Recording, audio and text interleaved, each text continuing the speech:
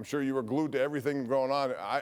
There were so many ways this thing could have gone. I never expected it to go the way it ended up going. However, you can make a case that this game should have been lost 3 times by each team. Yeah, I thought it was, given the stakes involved, that it was a loser goes home game. I thought it was the best game of the NFL season. If you had told me coming in that Derrick Henry was going to get above 100 yards in this game and Lamar Jackson was going to make superhero-type plays for the Ravens, Pony, I would have told you the Steelers are losing this football game. And if you'd have also told me that Chris Boswell would, in the most foreboding way possible, miss an extra point to put them only up 2 points after they've also failed at the goal line earlier in the game, I would have just said there is a compounding number of things that would have resulted in a Steelers loss.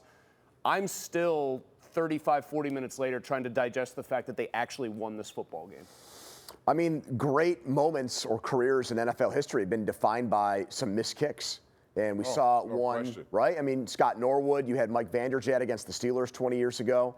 If that kick goes through, we're sitting here right now talking about how the Aaron Rodgers experiment is likely over.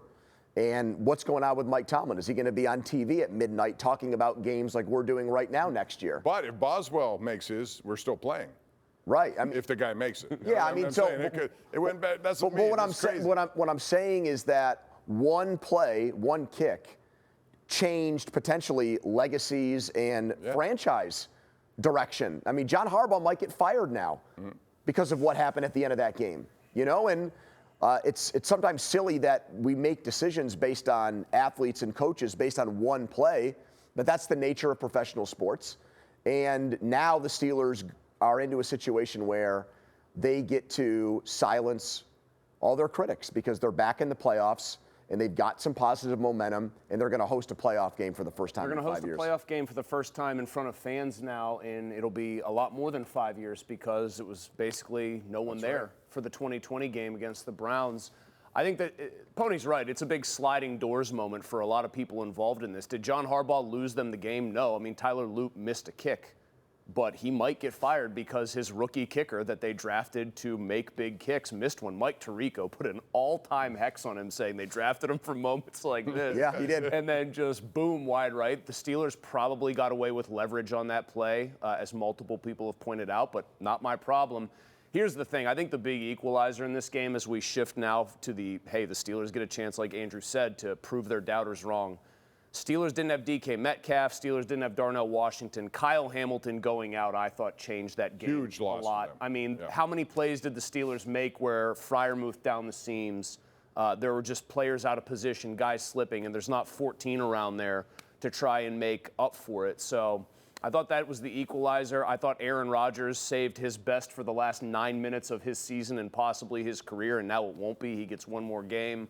That was as crazy a finish as I've watched. And they also proved they could actually move the ball and actually score points. And like they got into a heavyweight slugfest where they had to trade punches, and they actually came out better. I didn't expect that from either side. No, they made up for something happened in this game at the half that usually is a sign that your team's going to lose. When you go for points, and you score a touchdown, you miss, and then you've got 12 minutes to wallow in that and think about how. Did you have a problem with that call? I didn't have a problem with going for it. I had a problem with not changing the play once Aaron Rodgers and the offense realized that they were going to pitch a ball where there was one guy to block two. I mean, I thought that was once they motioned a man and knew they were in zone defense. I did not think that was a good call. But what I was going to say too is, if that kick doesn't get missed, we're here talking about how Aaron Rodgers burned 2 timeouts, and that was a costly sequence. I don't know what in happened the game. with his helmet there, but he clearly and couldn't hear anything. It's baffling to me because I would think Ben would pretend sometimes that the headset went out so he could take over play calling, and yet Aaron Rodgers didn't want to do that in that situation, which was very strange. He also burned one of those two in trying to get a 5-yard. I know he wanted to get a new set of downs, but my goodness, don't burn the timeout at that point, or don't try to do that with that much time left. So I think the story of the game too, if they don't win it, if that loop kick goes through, is Rodgers going rogue at some very weird times. But, I mean, here we are, and all we're talking about is the fact that they somehow survived without DK Metcalf. And when the chips were on the table, he did stand in and make big throws. And for all of the, plays that they didn't make, you've got Aaron Rodgers coming through in the clutch. You've got I thought Cam Hayward played an unbelievable Incredible game. Big boy game. Played an awesome legacy game. game. Him standing up Henry multiple I thought times. both of their running backs showed why they were backups, prior, but have stepped into this timeshare and have been excellent players this year with Warren runs and Gainwell catches and led the team How many times in did both of receiving those again. guys, Pony? How many times did both of those guys before the tush-push touchdown? Warren gets a dump off that's basically a Rodgers, just get rid of the ball. He gets about 6 yards. Makes everything extra there were more. numerous times where those guys made something out of nothing. And I thought their offensive line was really good again, too. If you think about plays that helped determine who won, the Ravens had a lot of holding penalties. And their offensive line, I think, contributed to taking points off the board numerous times. And we saw the Steelers both establish lanes for their running backs, either passing or running. And Aaron Rodgers really didn't get hit very many times in this game either, Bob. He didn't. But they also made some plays that have to make you scratch your head defensively. I mean, they were miscommunication wide open. Right. 3 of them, really. Yeah. All 3 of their touchdown Which passes this late were in the year is wide just open. unacceptable. That's what when I saw them happen, especially with Ramsey involved with both, if not I thought 3. Ramsey was curious there because on the last one, he's just standing there kind of looking, where are the people behind me? Well, dude, you're the safety. And you're supposed to be more than that even, other than Queen. You're supposed to be the guy who's the extension of the coach on the field, and the confusion that was reigning supreme is not a good sign. Now, Stroud is not as dynamic as Jackson proved to be, like he still had it clear in this game, but you probably aren't going to score 26 points on the Texans' defense because they are bone-rattling. So you have to sew up all these defensive issues that they had in this game as we look forward here, because 1 or 2 of those against Stroud and Houston, they're not going to win that game because they're not going to score 26 points. Because that defense is that good. It is, but the way they play, and they get after the quarterback, and they get after they get after the quarterback without having to blitz too.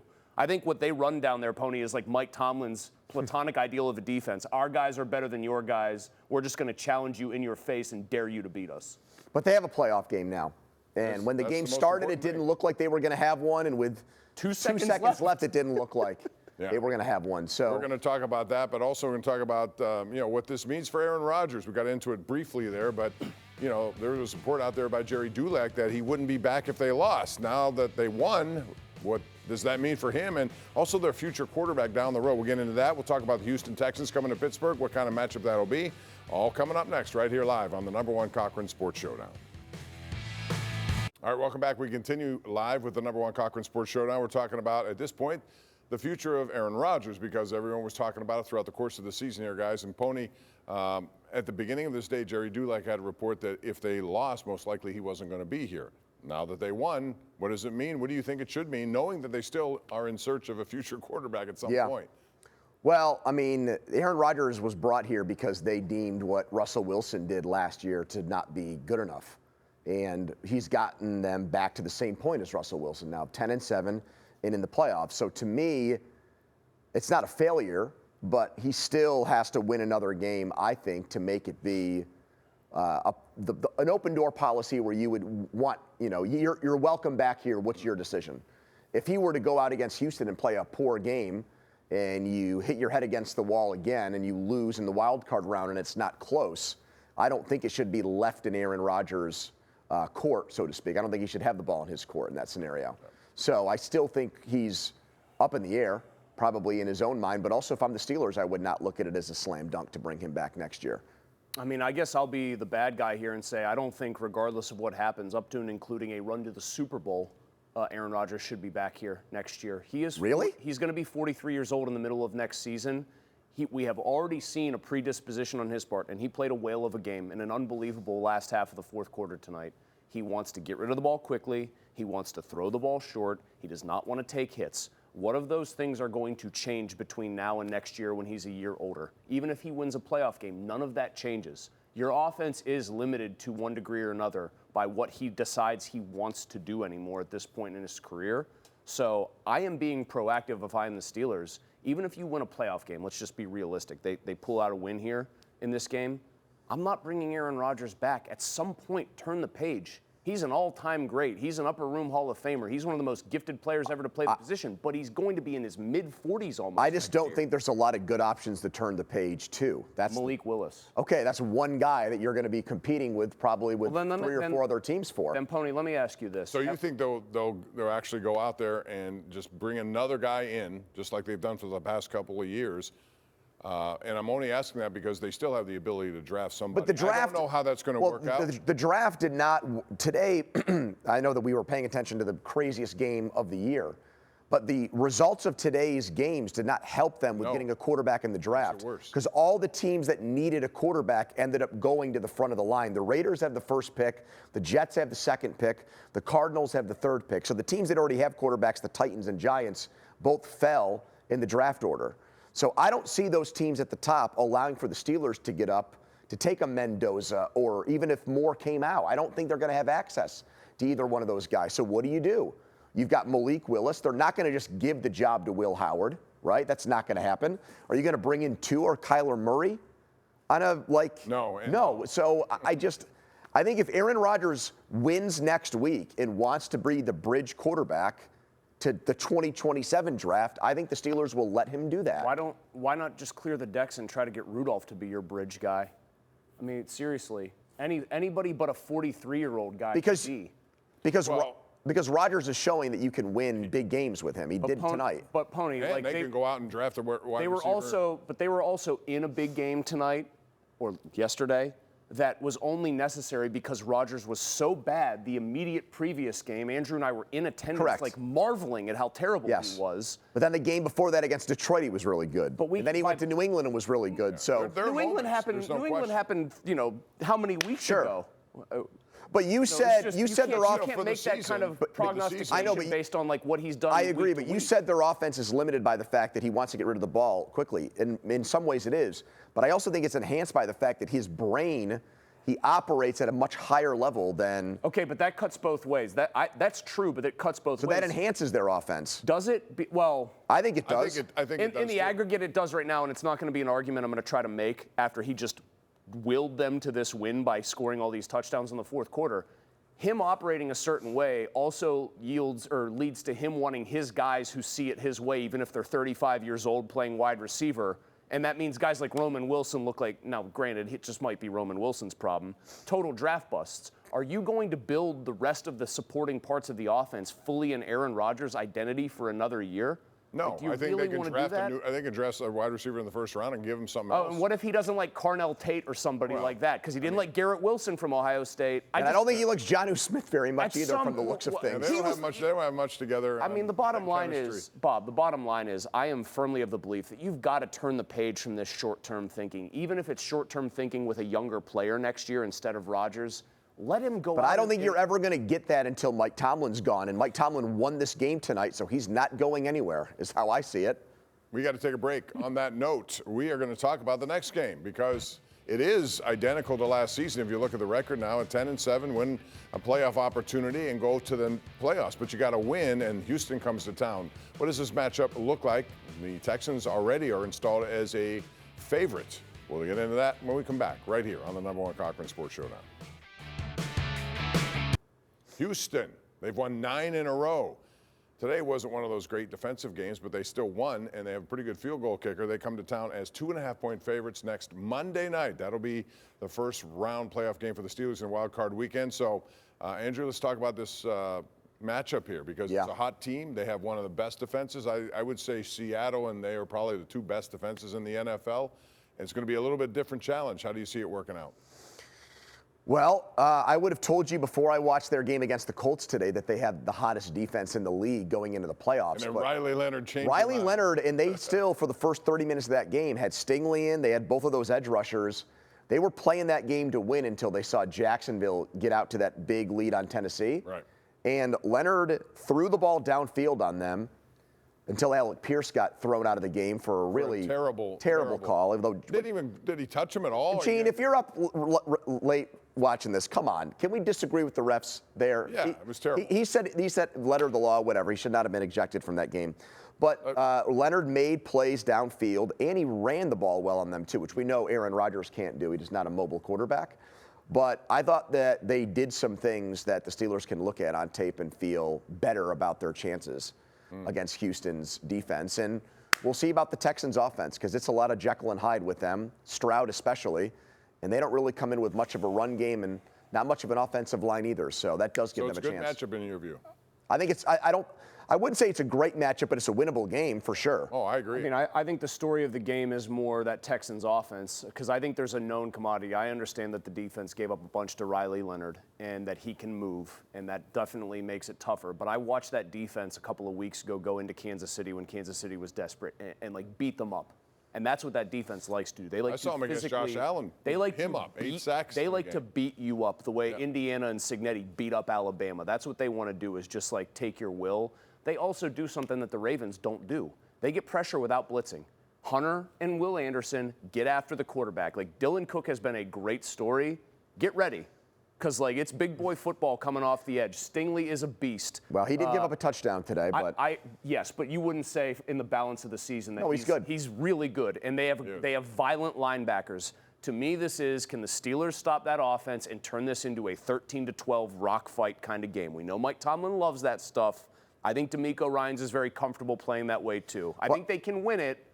I didn't want to see Buffalo, but I would have preferred to see the Chargers somehow. Yeah, me too. But it's a unique situation for Houston because they've never done this before. Every time they've made the playoffs, they've won their division. So this is going to be the first time they've started on the road. Every time they've played a road playoff game, they've lost. And they've also played on Saturday every time. And that's what I thought this might be, a Saturday game in Pittsburgh. Are the bright lights too much, Bob? Bob, 22 in a row on Monday night for the Steelers, too, at home. Yeah, how about that? That streak's going to be out there, and we'll see what happens on Monday night. When we come back, we'll take a look around the NFL and maybe pick a team or two that you might end up winning their conferences. Who are the teams to beat? We'll get into that next right here on KDKA. Well, if you're in the market for a new vehicle, don't settle for anything less than #1 Cochran Kia's clearly better car buying experience. We tell you about this all the time. Enjoy exclusive, clear-cut pricing where you get their most competitive offer up front. Take advantage of exceptional lease rates and finance rates and choose from a lineup of hundreds of new Kia models. You can experience clearly better car buying at #1 Cochran Kia, in-store, online, cochrankia.com. All right, let's talk about this AFC and NFC playoff matchups. We've got a lot of them going on starting next weekend. Give me a team that you think will emerge as the team that wins their conference, and maybe a surprise team that not many people are thinking of. Andrew, go first. I'll take Jacksonville in the AFC. As the team you expect to win. Well, wasn't that the question? Yeah. Yeah, I'll say Jacksonville. I would think Why are you so they're going to surprised, be my Bob? surprise team. Bob, I was mad that you let him go first. I was going to say the Jacksonville. Jags and Seattle would be my pick in the Super Bowl. Okay. What about a surprise team then? I think Green Bay is going to win its first game. They're limping into the playoffs. So what? Look who they're playing. Chicago. Exactly. They should have beat them twice in the regular season. Okay. I'm going to take Jacksonville. I think they're the best and most complete team in the AFC right now. I mean, a lot of different factors have them absolutely cooking. Jacoby Myers is a major one. That defense is solid enough. And Liam Cohen, everyone laughed at Duval or whatever, but he's got them Plus, they got a going. kicker from 80 yards. I think the team the Steelers are playing is a surprise team out of the AFC. I think the Texans can absolutely win the conference. I am conflicted as all get out on the NFC. I don't trust Sam Darnold, but I love that defense, so I will say Seattle.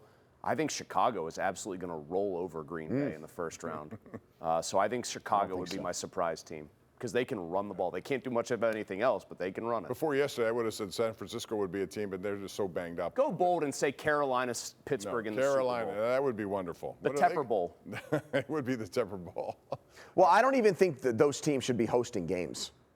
I don't think the You win your Steelers. division, I don't that's think the the way it is. Steelers or I think they should both be in, but I think they should be seeded by record. I do not think those teams should have home games. What about what's if the it's point of just having a what if it's a division corollary that only kicks in if the team that wins the division has a losing record? Well, I don't think the Steelers should have had to play at 8-8 Tim Tebow in Denver. That should have been a game here, to flip it. I don't think that they're 12-5. The Steelers are 10-7. The 12-5 team should have the home game.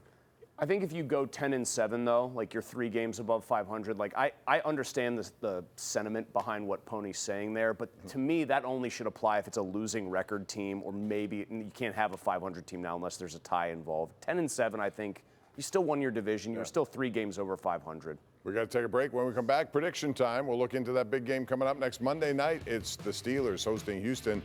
Steelers are 2.5-point home underdogs. Next. All right, before we go, a little early take on what's going to happen next Monday night. Steelers underdogs at home. I think they're going to win, and I think they'll do it fairly impressively. Andrew, what do you say? I will not say impressively, but I do feel decently about the drought ending right now. I'm going to say 51% of me thinks the Steelers are going to win at the moment. I'm like 44% that they're going to win. So I do think the Texans, as I look at it right now, I have to really crunch the tape, Bob. But I think the Texans are just the better football team, and I think they're going to win a close one. Yeah, I would agree with you. I think they're hot, won 9 in a row. I would consider them to be better, but I also think Aaron Rodgers, now that he's going to be in this situation, may have more magic up his sleeve. We'll see how that goes, and that's going to do it for us. Thanks for staying up late for us. We appreciate that. We'll do it again next Sunday night before the game. We'll have a lot of thoughts as my son Andrew comes over here to say goodnight to his papa. Good night, everyone.